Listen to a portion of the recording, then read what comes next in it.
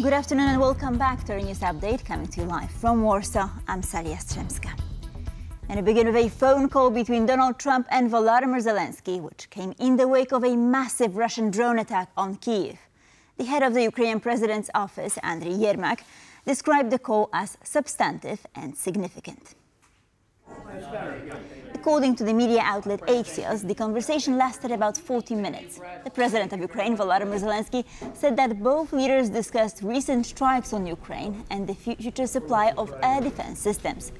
The discussion might have involved the US Patriot system, which is critically important for Ukraine, to protect civilians from Russian missiles and Iranian-made Shahed drones.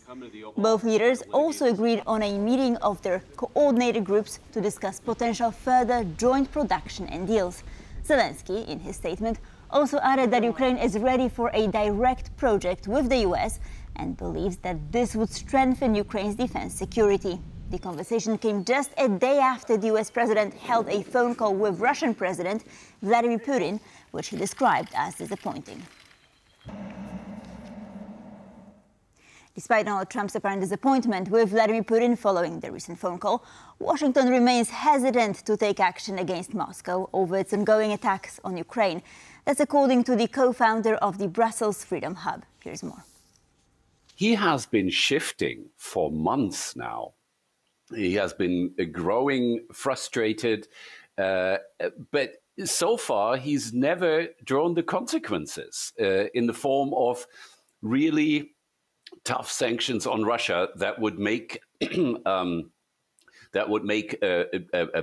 Putin's aggression against Ukraine more difficult. And the US has really not come up with any new proposals, although Congress has quite a formidable proposal in store. The president has so far not decided to greenlight this.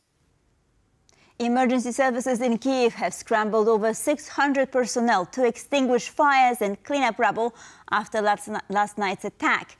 The Ukrainian capital was targeted by a record number of Russian drones. At least 23 people were wounded when Russia launched the overnight barrage. Officials have said that over 500 drones and 11 ballistic missiles were launched by Russia on Kyiv and the surrounding areas, as well as Dnipropetrovsk, Sumy, Kharkiv and Chernihiv. Ukrainian President Volodymyr Zelensky added that air defense intercepted most of the drones. The strikes came just hours after reports emerged of a phone call between US President Donald Trump and Russian President Vladimir Putin. The Ukrainian military says it has hit a warhead production facility near Moscow. The plant reportedly manufactures thermobaric payloads for Shahed drones, which Russia uses to target infrastructure and civilians in Ukraine. Eyewitness footage shows fire and smoke coming from the plant grounds. The full extent of any damage done to the facility is unknown. The plant is located in Sergiev Posad, 75 kilometers northeast of Moscow. Ukraine has in the past conducted successful strikes on Russia's war infrastructure, usually located far from the front. The most successful of these took place on June 1st, when Ukraine used drones smuggled into Russia to destroy and damage dozens of Russian military aircraft. Czech authorities say there is no indication that a cyber attack or terrorism caused the major power outage that hit Prague and surrounding areas. The blackout struck early Friday afternoon, disrupting transport and causing widespread difficulties across the capital. Czech police have deployed additional patrols in affected areas. Police officers are also directing traffic at crossings where traffic lights are still offline. Emergency phone operators have asked citizens not to overload their lines. The power outage occurred just before noon local time, disrupting daily life and essential services, including traffic lights and cash machines. Hospitals experienced power loss, but the emergency generators were activated in time to ensure patient safety. Czech officials advise citizens to remain calm as they resolve the issues. Now moving on to Rome, at least 27 people, including 10 police officers and a firefighter, were injured in a powerful explosion at a gas station in the Italian capital on Friday. Officials say the cause is still under investigation and the number of injured may rise. It seems that there was a leak when the gas station was resupplied from a tanker truck. At that point, the fire brigade was called, which rushed in together with the police. At the same time, the first fire is said to have broken out from the gas leak. There was a loud explosion and I didn't realize what it was. I looked out, I didn't see anything. And after 10 minutes, there was a flame and glass blew into the house. While I was shooting the video, I made this movement. I went back and I heard an explosion. It sounded like a bomb inside the house. It was really bad, and the building seemed to shake. Within 10 minutes it was hell because everything blew up. The shockwave was strong. Things fell inside the house. Objects fell. A door inside broke because it opened and closed so fast. It was quite a bang. And we also felt a strong heat wave coming towards us. It was bad. Germany's Federal Interior Minister, Alexander Dobrindt, plans to propose stricter EU asylum regulations at an upcoming ministerial meeting. It is scheduled to take place in 2 weeks in southwest Bavaria. Dobrindt has invited his counterparts from France, Poland, Austria, Denmark and the Czech Republic to attend on July 18th. Magnus Brunner, the EU Commissioner for Home Affairs and Migration, is also expected to take part. The aim is to tighten the common European asylum system regulations, which have long been adopted and are to be implemented by the member states by mid-2026. Dobrindt's goal at the Migration Summit is to reach an agreement on specific points that would then be jointly advanced at the European level. These include innovative means of cooperation with third countries, combating human trafficking and strengthening external border protection.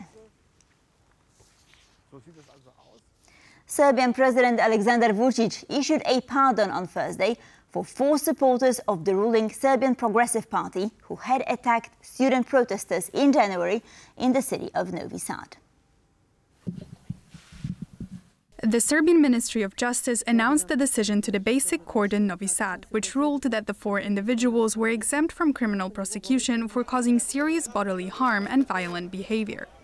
This latest development comes as tensions in Serbia are getting amplified, with peaceful anti-government protests becoming violent. The student-led mass demonstrations have continued since November 2024, after the canopy in a newly renovated train station in Novi Sad collapsed, killing 16 people. Many blame the concrete roof disaster on government corruption and negligence. French air traffic controllers have launched a 2-day walkout over working conditions. This led to flight cancellations and difficulties for thousands of airline passengers.